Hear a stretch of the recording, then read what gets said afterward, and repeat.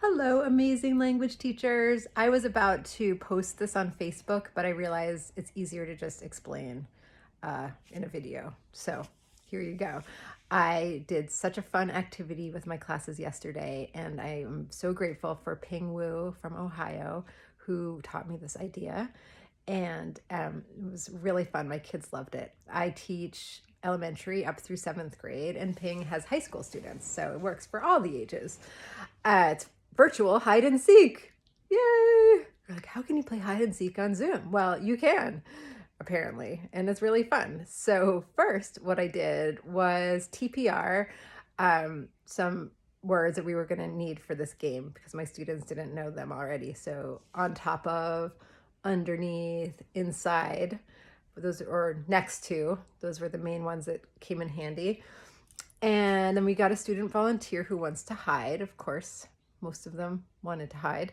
And that person puts their computer up somewhere so they have a good view of their whatever room they want to go to and hide in. So I pin their video so I can see it bigger on my screen. And I talk to the student in Spanish, and we're talking about where they could hide, where they could be in the room.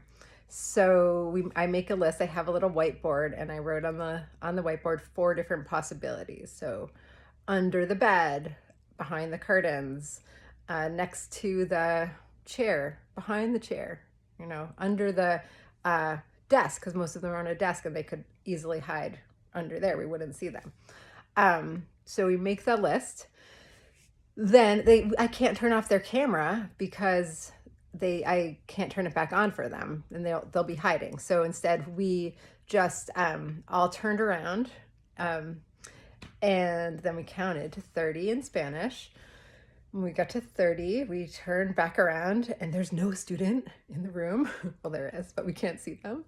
And so I asked the students, like, who has an idea, or who thinks that, say, Luca is behind the chair.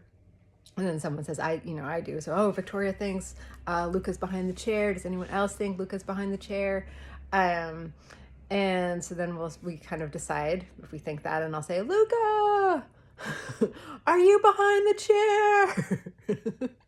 And then there's no sound. So Luca is not behind the chair. Okay, Luca's not behind the chair. Does anyone else have an idea? And then we go through all of the possibilities until finally they emerged from wherever they were. So it was super fun.